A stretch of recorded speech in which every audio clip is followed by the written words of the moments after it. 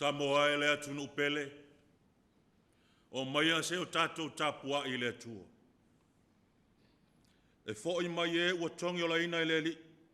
La tau te o mai fo i siona ma le alanga ma le oli oli e whaavavau. I lunga i o la tau ulu. La tau te maua le oli oli ma le fia fia. A e sosola ese le whaano noa ma le mapu i tinga. Amen.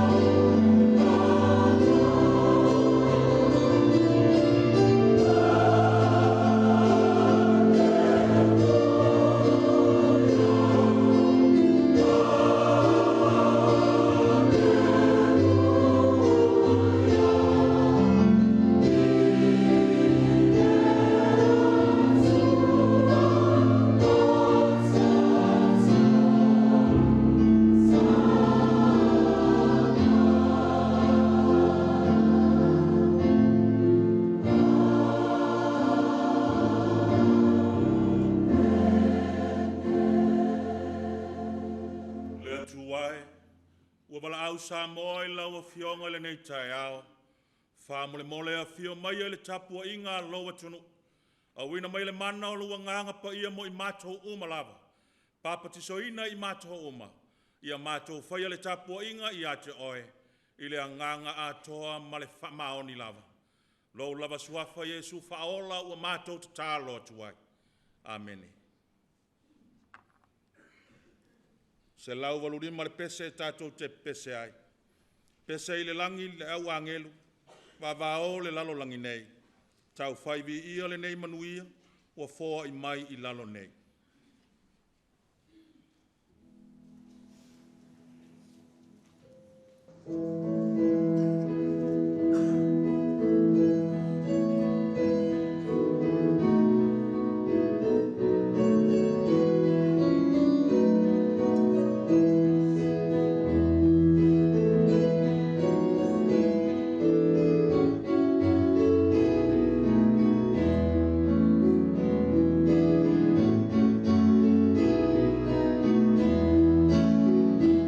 Tesema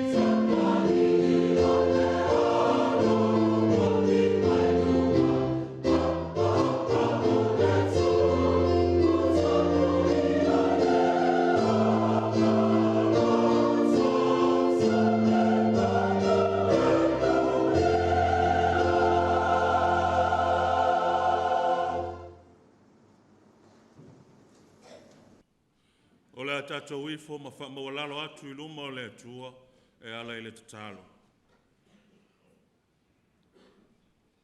Le atua silisili e se, o le atua le tamā le alo ma le anganga sa. O le atua oena e whaia le au au mea uma. O laua fionga foi o le pule au au. Pule I malo uma o le lalolangi. E te pulea foi tangata o malava. E te pule foi le tamau ainga. O le lau ele ma lau whanua. O le atua oe o le vi ia e whavavau. Le atua ai. O le nei tai au. O atu Samoa I ate oe. Ma tau te avatu le taulanga o le whamanu ma le whawhatai. A wā ua malie lua lofa ia Samoa. Le nei foi tai au. Wa e whao popo le ola ma le malosi. Ai maiso le aso e whao popo I la matou wholonga I le nei o langa. Matou tau nuu I le asano na lua o le toi masina. Pe a matou tepa I tua ma le loto whawhatai ai. I le malanga Samoa ma I le amatanga o le nei tau sanga. Le atu wae whawhatai tele la. Matou te iloa ma tali tonu e le aise malosi ai matou. A lava o le atua sa tu le foe. Sa e tau tai folau le malanga le atunu. Wa afu au na matou tu vai le toi masina. E tele fi tau le ala. E tele whainga tā. Sa fe soa ina ai le folau ngā Samoa. Au ia mea uma le li I e sa whai loa ai lo mamalu. Ma lo lava sili ese ia I matou lau whanau. Toa tele foi nisi ua fe moe le malanga. Ai whawhetai le ao o mai au a fionga pa ia. O taimi uma e te awai a te matou, taimi le ata, taimi le whano noa, o taimi sili ia o nei mafutai na ai lau whanau. Whawhetai tele lo matou atua. Whawhetai lo uanga le lei ia Samoa maona tangata. O ngā luenga ua whaia le nei tau sanga. Tiu te mawhaiwa sa puna nou ma ngā lulue le li ie. O le asa mea uma whaia loa tonu. Se ngā luenga whatau waa le li ia wale atina ino nu ma inga e maiso le malo ma le kalesia. Ma tau te whapeane. Awa lava nei a te matou. A ia vi ia lo suafa pa ia e whaavavau lava. Ma tau whawhetai ngā luenga whaia onga manai whanau. Loa lofa I tai ao, yaso tai tasi le usu ma le toi foi mai. Le li ia whawhetai tele ua matou vava ai. Le whai wino ngā luenga le nei tau sanga nai whanau. Ia vi ia oe whawhetai tele I loa lofa. Mātou whawhetai lo tamau a inga whaasoa mai. I le aso ma le aso. Le ala ese o au whaamanu yanga a wa Samoa. E le ngate tu tonu lava o le atunu. Ai whapea fo I le alo lo whamai o atunu I whafu. O tama whanau o lo sa ili maa loi atunu I mamao. Su el whamalama vava ai mai ia Samoa. Le ali ie whawhetai lo wanga le le. E u lava I le tele o lave ma le leve le soifuanga nei. Ai mātou te talitonu o loto lo toi pēr lo walofa. Ma lo wanga le ia Samoa le atunu. Mātou whawhetai le lasio au whamanu yanga. Mo le atunu ui le aso ma le aso. E u lava mātou te iloa o I mātou o tangata e vai. Ai whawhetai te whamalosi mai pēr. Ma e fesoasoani mai pēr ma e whaasino ala mo I mātou. I le tele o au whaamanu yanga mo au tangata. Whawhetai lau tala le lei le li ie.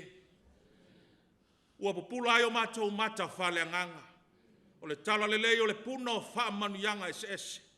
I le tino I le mawhau whau male anganga. Ua malama ai manino le mātou wa iai I te oe. Ma lo mātou loto whātua tua. E iai le taunu unga. O le whōlaunga lau whanau whātua tua I le lalolangi. Whawhetai tele lo mātou atua. Mātou whawhetai fo I lo mātou tamai. Ona o le whainga māloa Samoa. Iona tonu whai ma ona upu whai. E lava le tele o lui tau o le soifuanga. Ai whawhetai wa e filifilia tai o le atunu. E tai Samoa I le nei fo I vai tau. Ia leli I. Tele pea lo alofa. Mano noa I lo wanga le lei mo Samoa. Le aise mea mātou te tutongi ai lo wanga le lei. Ai whawheteia pēr lua lofa whaiwhai pēr mō I mātou I aso taitas. Whawheteia ua fionga pa I a o amai. Le mana lua nganga pa I a whesoa soani lo mātou vai vai. Ai mai se lea li I e whawheteia Iesu Keriso loa lo pele. O le na maliu ti ngā mō I mātou e whaola malawea. Le ngata le nei atunu. A o le lalo langi atoa. Ia tu maule vi inga I lo lava suafa. E o lava I le whawawau. Whamole mole whamangalo le fonga Samoa. Mātou tū ma te pai tū e la mātou whainga malanga. Sa mātou tā avao ma tā whewhea. I whainga le ali o le lalo langi le nei tau sanga. Mātou o atu whamole mole ma le loto mo walalo. Lo mātou atua pa I ai. Se e whamangalo Samoa. Whamangalo taitai o Ekalesia o taitai whare malo. Tonu o nuu mainga Samoa atoa. Whamole mole whamangalo I mātou. Whamangalo mātou whaiva wale ato toa le nei tau sanga. Ia ele ngata fo I lea li I.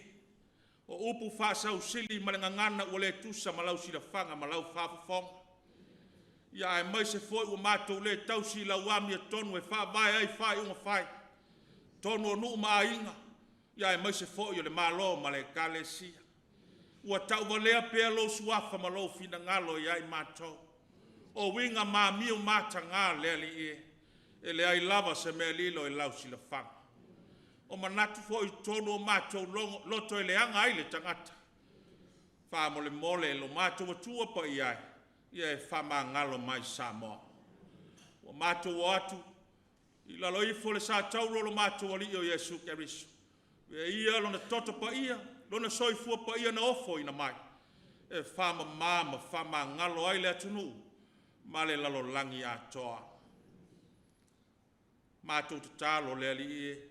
Anga le lei mai I a Samoa. Whamanuia lo atunu. Whamanuia tai o Samoa. Anga le lei tonu whai ma whai unga whai o mea manuia ai le atunu. Whamanuia matanga ruenga ma au nanga I se I la tau puno no whita. So se whai ma uale atia o Samoa. Mātou te tālo fo. Whamanuia lau whai ngā ruenga ngā rului. O eo wha leo le leo profeta mai ate oi. A wale a o atu au o fionga ma lau tala le le I tupu maola. I loto ma nganga o lau atunu. Mātou te tālo.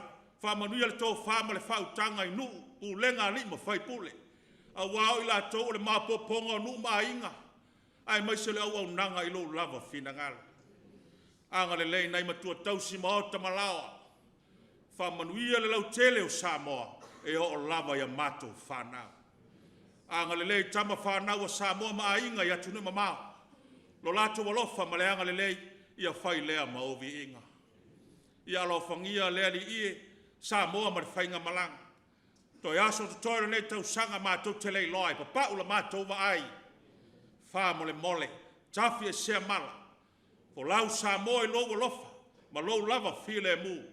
Ia mātou mau ai se ke risimasi fia fia. Ma se tau sanga fau manuia. Anga le lei whanau a onga ma le malo longa le nei vai tau. Pui pui alo ma whanau a Samoa. Whamanuia lau tala le lei leli I. E soa soani ma whamalosi le mana o loa nganga. Ia mātou langona ina oelo mātou atua. O le pule le soifua ma lo mātou wala. Ia mafuta mai le sauninga ma le tapua inga a Samoa. Le a se upo le a mātou fola fola e mori maulo fina ngalo. Pe soa soani le a nganga pa ia le au na e vai vai. Ina ia vatu pele vi inga ia te oe. Ai awa lava o mātou tangata. O la mātou te talo lea. E ala ia Iesu whaola ua mātou wole ma wala au atuai. Amene. Lo mātou tamai o le langi. Ia pa ia lo sua. Ia o mai lo malo. Ia whaia lo fina ngalo le lalo langi e pei o whaia le langi.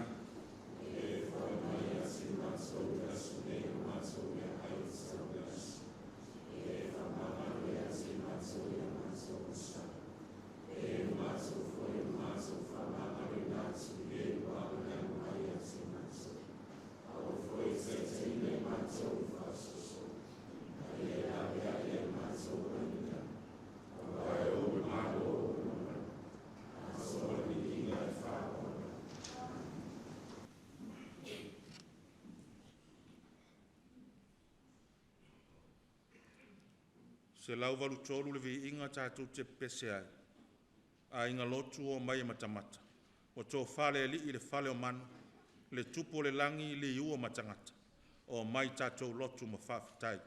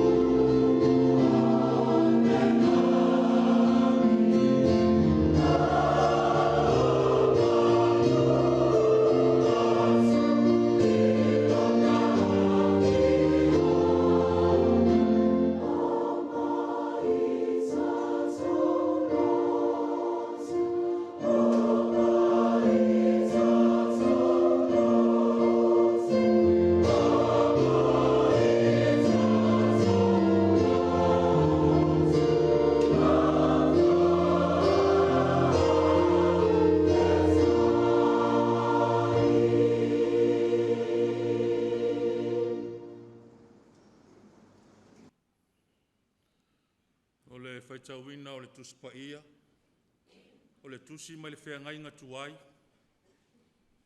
tusi al perfeta o Isaia ilona mata upu e tolu sifunu ma le lima, o le a whaitau whea wawai ma le whaipu mua mua, se ia wha mae ale mata upu nei. Isaia tolu lima le mata upu, whaitau whea lafo lafoai ma le whaipu mua mua, se ia wha mae ale mata upu nei. Whaafonga ia whionga pa ia lo tātou watua. E oli o nao i la tau le vao la fulafua, ma le nuu nao mati. Fia le tuafa mafua mai e peo le aute.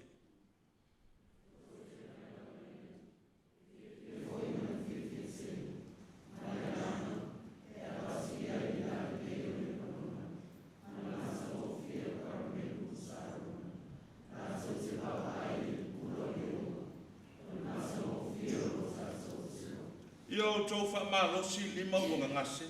Ia o tau whaamalosi fo I tuli vai ua vai vai.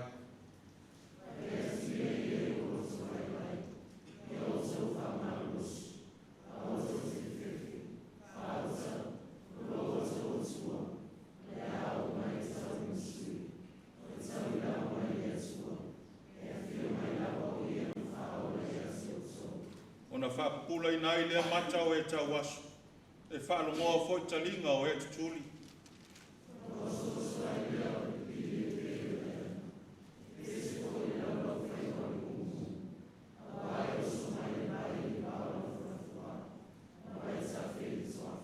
E avea fo I le se rapi ma vai lepa. E avea fo I le nuna o mati ma vai puna. O le mea no fo I lupo e ta oto ai I la tau. Fai le ma mea tutupu ai o ma kome.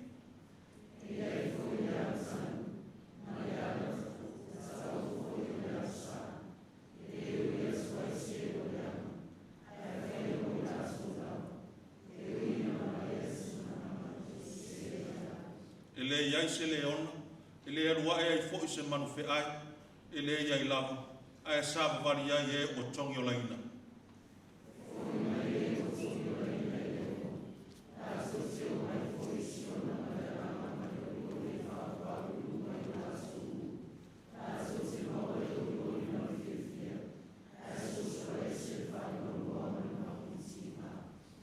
Ia tatou vi ia le tama, ia tatou vi ia fo I Yesu, ia vi ia le anganga saia o le whaavavau, o le vi inga I.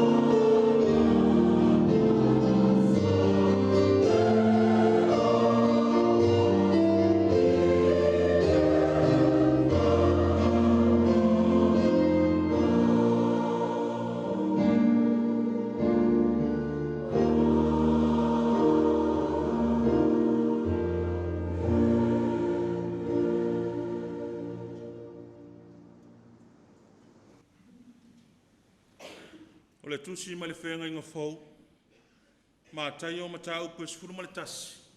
Sila sila ma whaafonga o te whaitawina le whaiupu mua mua, whaangata le whaiupu e ono. Ma tai o lona ta upu e sifuru ma le tasi, o te whaitawina le whaiupu mua mua, e whaapau mai le ono. Ua uma ona poloa I Yesu i ona so e to sifuru ma le to lua. Ona maliu e se ai lea o ia I lea mea. E a o atu matala I atu o latu o ai. Ua langona Ioana I le whale pui pui o ngā ruenga ke riso. O na awina mai ai le e ia ni ona so o si toa lua. Ua whapea mai I a te ia. O oe ea le maleu mai. Pe mātou te whaatali I se tasi. O na tali atu ai leo Yesu. Ua whapea atu I a te ila ua. I nā o atu ia o lua ma whailo atu I a Ioane. O mea na ulua whaalongo I ai. Ma wa ai I ai. Ua pupula tau aso ma ua sava vali pipili, ua wha mamaina le pela ma ua longo tutuli, ua wha tutuina o ena oti, ma ua fola ina fo I le tala le lei, I e matativa, e manuia fo I se le tau suwai a tea. Ia wha manuia mai le atua, ma wha mala malama le mana o lona nganga pa ia, upo ana fionga pe ne tatou whaitawina, mai le whea ngainga tuai a toa ma le whea ngainga fau. Mai atu mau pēlo na vi inga I a te ia lava. E o le whaavavau. Amene. O le tātou taulanga lilo.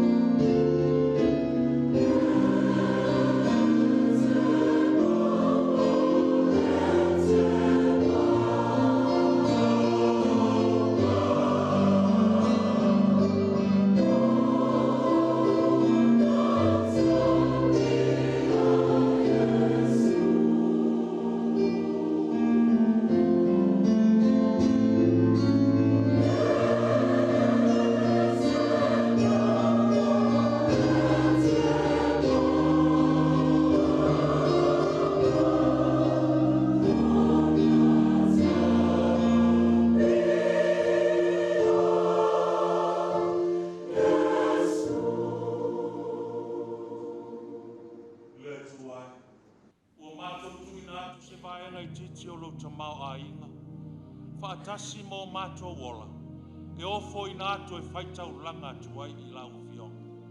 Talia mai le tauranga ua sao ina ne, whapa ia ma whamanuia, ia o ngā mo oe ma lau finanganga. Lo suafa Yesu whaola ua mātua te tālo atu ai. Amen.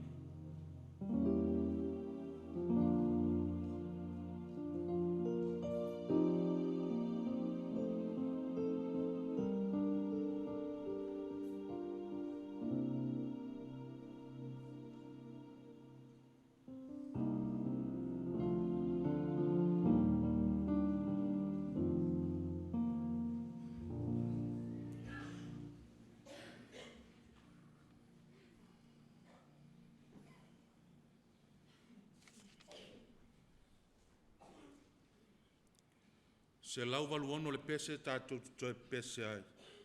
O mai le no fua inga sa atofa ina mai. Sa whanau mai le ke riso le tupo I utaia. Le au mākoi mai sa sae. Na lātou whaai lo ai. Se lau waluono le pese.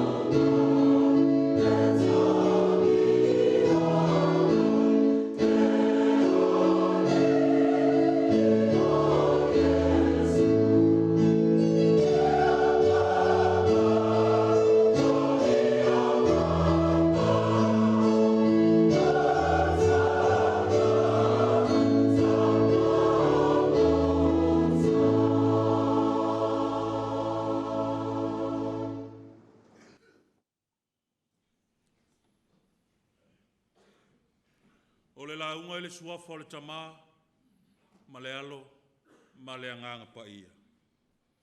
O le amaua se matua sa moa mo i tātou, ma le tusi o le whea ngai ngatuai. I saia tolu suma le lima, a lona foi upu mua mua. O te toe whai tauina e whapea. E oli o na o i la tau le vao la fulafua ma le nuna o mati. E fia le toafa ma fua mai. E pei o le auti. E oli o na o i la tau le vao la fulafua ma le nuna o mati. E fia le toafa ma fua mai e pei o le auti. E iai le muanga ngana sa moa e whapea. Ua lea o ngā. Ua masaa leipu vai. Whainga tāo na toe whaatumu leipu. E fua le upu i le moni ma le whamaoni o le mea o loo tupu. A whai e masaa le vai i lunga o le palapala. Po o lunga o le whala. Po o le alava le tuai ngā floa. E le mawhai lava na toi ao mai le sua vai. E se le moni ma le whamaoni. E le ai lava se poto. E le ai lava se ata mai lalo le la. Na te toi ao le sua vai. Au wai leo se mea whai tino e malo. E le ti oa a whai upu o tangata. Be atu tupu whalave lave. Pe matu ia fo se sori tu la fono. Ma whaina ai le olo le tangata. A se talo whae. Ua masaa leipu vai. E le mawhai ona toi whaatumu leipu. O le Isaia e tolu lima. Tasi leo mata upu sili ona tā ua le tusi o Isaia. E le ngata o le so o tanga. O le si Isaia mua. Ma le Isaia lua. First Isaiah. Ma le second Isaiah. A lo ma fai foi o nā riali mai to tonu o le mata upu nei e tolu lima. Se suinga tele o le Isaia. Turning point. Na te suia a tole la ngono le tusi o Isaia. Mai le whanoa noa. I le fia. Ua au whao ngā ina lale muanga ngana lea. O te wa ai to tonu o le Isaia. Ma au wa ailo loto i lona winga. O lo a ngai ai ma whau le tusi solo. O le mata upu le nei o le solo. Ua taua o le solo o le perofetanga. Ma e lau wa ai le Isaia. O lo tala noa le Isaia i le ipu vai. O lo tala noa i le e ana le ipu. Tala noa i le umasa ai le ipu vai. Tala noa i le ua inu malia i le ipu vai. Ma tala noa i le ua toi whaatumu le ipu vai. Whai mai le matua. E oli o na hoi la tau. Le vao la fulafua ma le nuna o mati. E fia le toafa ma fua mai. E pei o le auti. O le manatu mua le launga. E a iuta ma Yerusalema le ipu vai masaa. A heinu malie hainu ese. E a iuta ma Yerusalema le ipu vai masaa. A wainu malie nu ese. O Israelu po iuta. O le nuu na filifilia e le atua. Ma tuu wai lona suafa ma lona fina ngalo Yerusalema. O le nuu na inu malia i manuia o le atua. Lona tamao a inga. Le poto ma le atamai. Lona malo ma lana fita. O lona si o manga ele ma whanua. Sa wha malia ina i mele lei malawa. Le ngata le tino. A o le ola whale nganga. Pangala valea. E le so longa manuia pea maftanga. Ina ua masaa leipu vai. Talu wa soli tu la fono i le tua.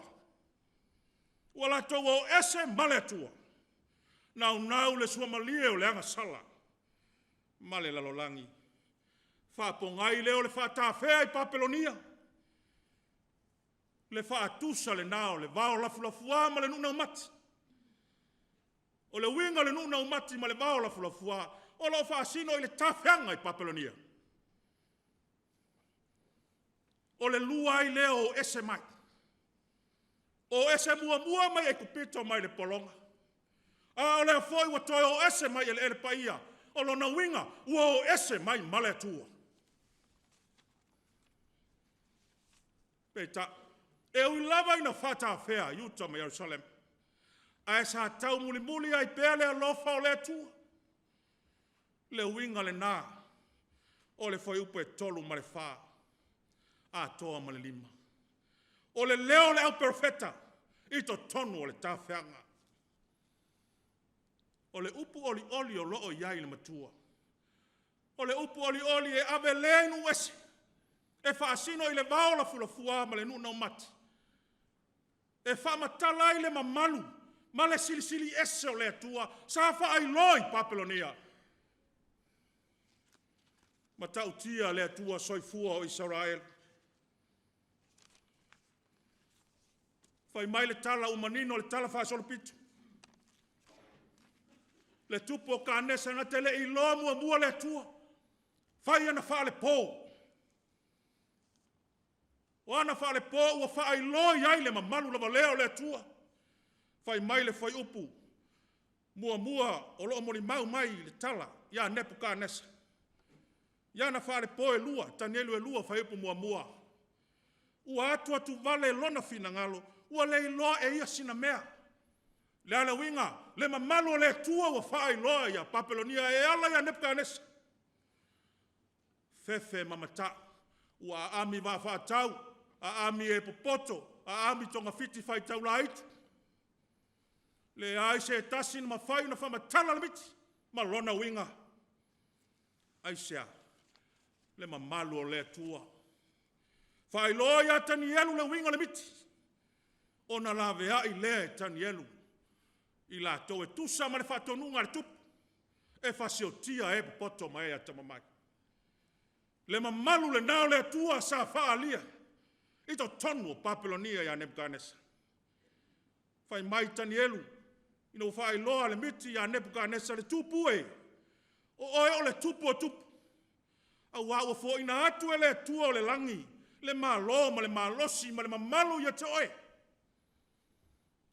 E ui lava o nu ese. Ai sa o lava ia le mamalu ma le malosi o le atua. Whae longa o lana pule silisili ese. Ma lana pule au. I malo uma o le lalolangi. Le tau i o Tanielu. Whae mai ua whae aina e Nebuchadnezzar. Ua pule i tu malo uma o Papelonia. Lala winga. Le pule ma le mamalu le nao le atua. So mai ma le tala ia sa taraka, me sako ma apteniko, le tala ua lau i loa. Toi whaai loa i ai le mamalu o le tua, ito tonu lava o Papelonia. Whai mai ino uwa ai atu Nebuchadnezzar ma whapeane, whauta. Ua au i loa tangata e toa wha. Ua ta tala ina. Ua wheo ai ito tonu o left. Ua lea whaina i la tau. Ua tino mai lona toa wha. E pei o se alo le tua. O ai. Le mamalu o le tua. E a Utah le puvai masa. Ai no malie no ese. Le fa le polo na lua Nebuchadnezzar. Le pa iato le malosi o le tua ia te ia. E le mawhai lavon te ena e setas. Le matau tia o le tua. Ua whaama ua lalo ina. Ua whoi le mutia, ua ai whaatasi ma mano le vao. Ua tutupu ana la ulu ma ona fulufulu. Pei o fulufulu aetu. Ma ona matiu e pei o tingi. Tingi vai o manu felele. Fitu tau sanga. Ma hea, toi au mai le tua Nebuchadnezzar lo nofoali. Fai mai le tala ua wha au popo. Ua sili yatu lo na mamalu. Ile mea sai ai. Samoa. Ma nei le tau tinonga Nebuchadnezzar. Ua li liwina ele mamalu o le tua. Ma whape ane. O au o Nebuchadnezzar. O te whamanu watu. Ma o vivi atu. Ma o whanene e atu le tupu o le langi. E whamaonia na ngaru e ngauma. Ma ona ala ua tonu, nā te mawhai o na wha mawala loina. E o sāwa vali ma le wha mawalunga. Upu o le salamo wha maoni, wha mawalalo le loto. Ua tali tonu ma wha tua tua. Ua o ia te ia le ola fau.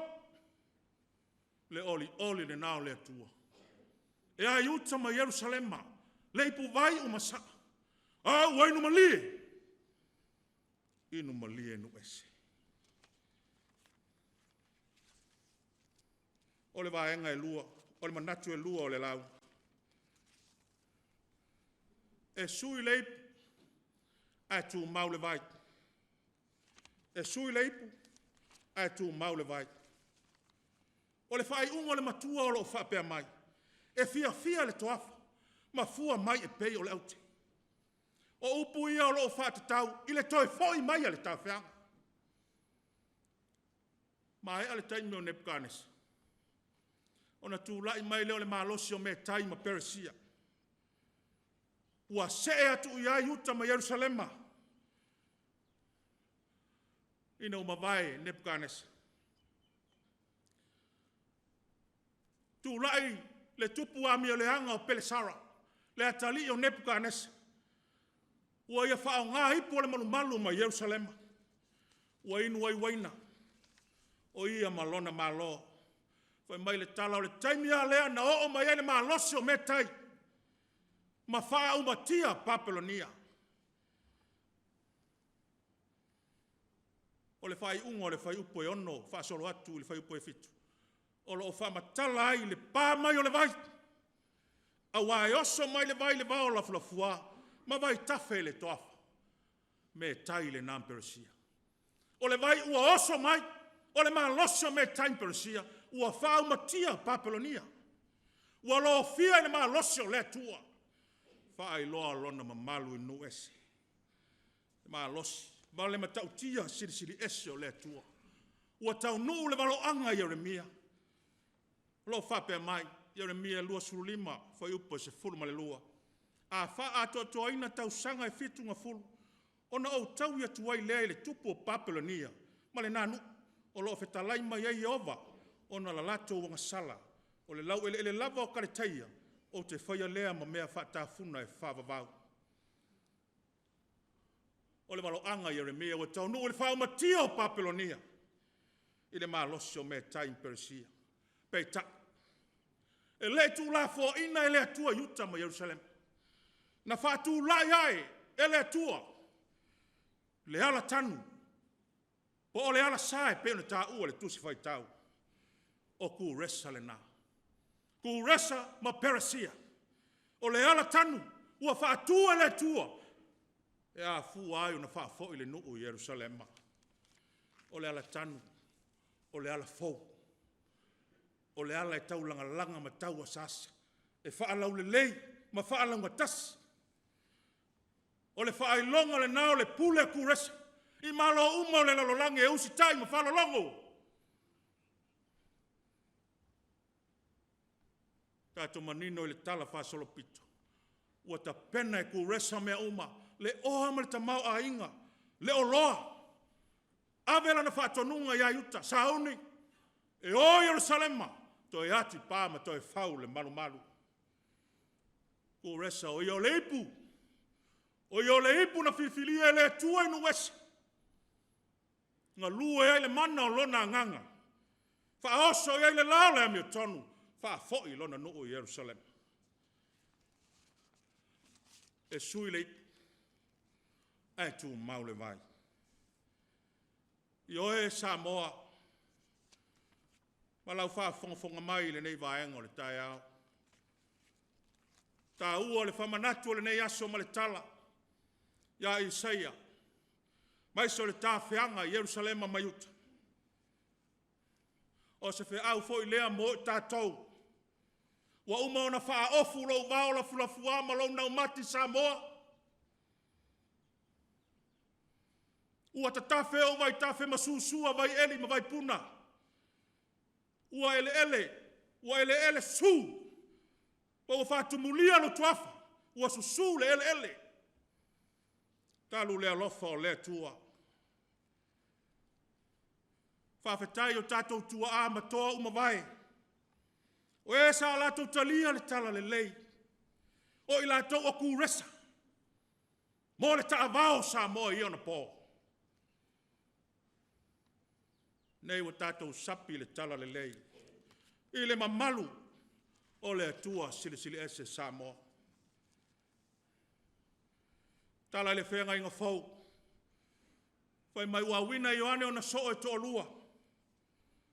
E fesili ia Yesu po o ia lea. Pe mātou te whaatali se tasi. Whai mai le tala Yesu o ia o lua. Ta watu ia i oane. Ua popula ta wasa o sava vali pipili. Wha mamaina le pela. Ua longo tutuli. Wha tuina e wati. Ma ua fola ina le tala le lei i e mātivi. Ua ato li o ia Yesu. Le perfetanga Isaia. O Yesu o ia o le vaiola. Ua inu mali e ei tangata. O e ua tinga ina o e fia ola e fia maua le wha o la tanga. Ao le langono Ioane. O lona au so o i la tau e wha au au le ngā ruenga. Ua puu lona taimi. Au awina lona so. Se i mori mau. Se i whātu mau le taritonu. Ma whātu mau wina lo la whātu atua. E so ai le ngā ruenga mori mau. E winga ia Yesu Keriso. Samo ai. E lea o ia e lau pua tama whai ngā. Whai mai le upu uao Samoa. Pe moni ea. Po tātou tū mau ea i le whao la tanga ma le tala le lei sa talia e o tātou tua a. Ua tele le maulotu. Ua lolofi mai i Samoa. Tā ua fo i mao ngā. Ia tupu maola le tala le lei. Aua nei mate.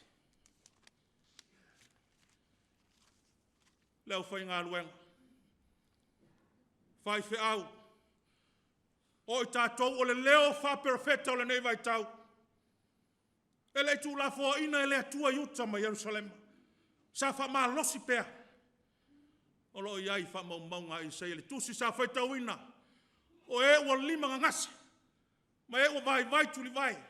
Ma e ua loto vai. E ui le polonga. Sa wala au pea ma tau alanga pea le leo wha perfecta. Wha pena lo tā leo tātou whai whi au. Ua tu tofi, whai maipu a wale tua malona fina ngalo. Tātou wa aile sa sao wha awhi whala au whasaina. Sao le whasiota ngata. Ma losi le ami o le anga ma le tuna nau. Ai au penga ta whai langi ua tāwhi whea aile tō tele. Lo ta avao aile tō tele. Tonu a inga manu. Ma lo ma le Ekalesia. E mo o mia pea le leo wha perfecta. Tau longo ma mori mau pea le tala le le. O i tātou o tanielu. E lawe ai ma wha ola nganga le tunu. Pe ao o mai fi tā ma whainga tāo leo langa.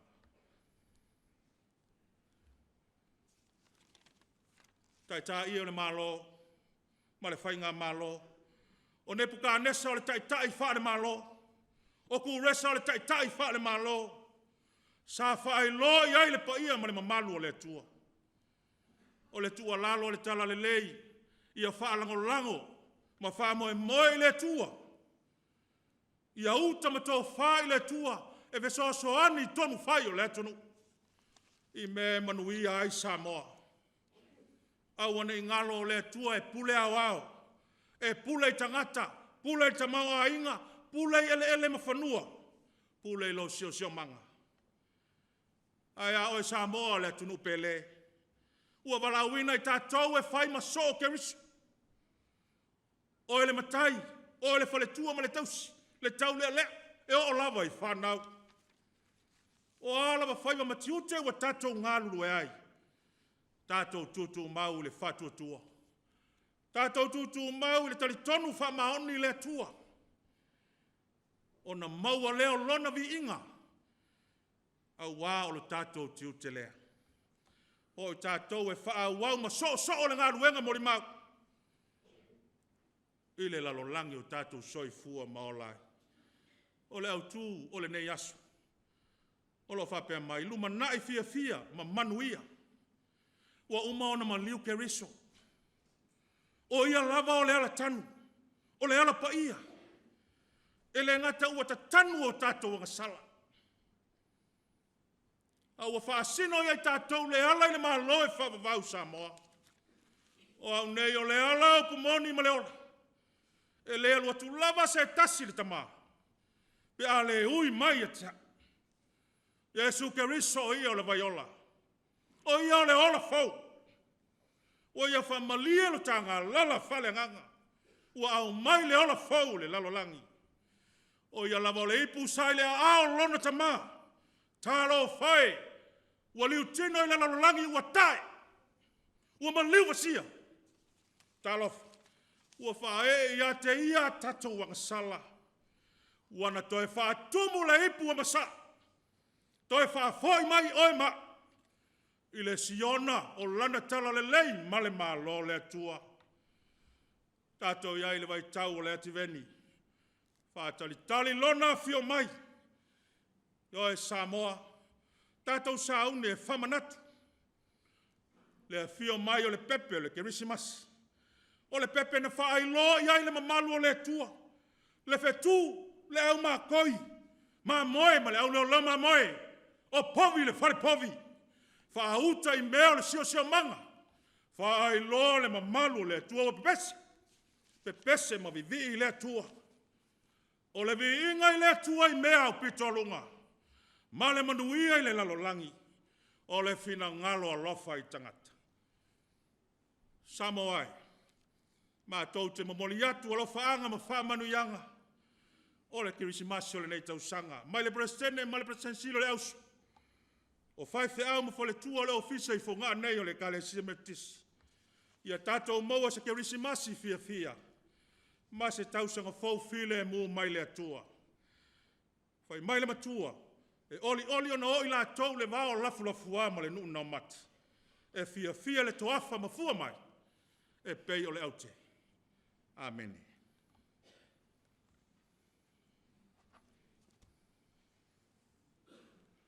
Ala tātou whaiu, e sauninga i lona viinga se lau fitus fumareiva.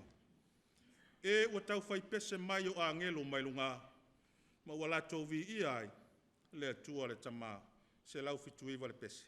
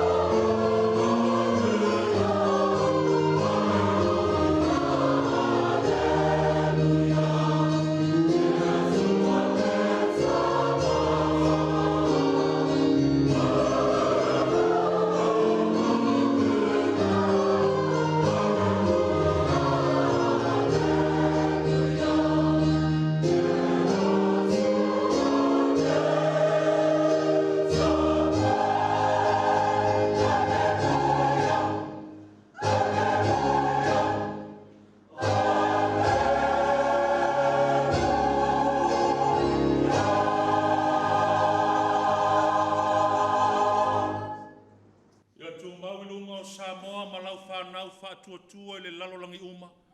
Lo manuia le atua le tama. Le file mo Yesu Keriso le alopele.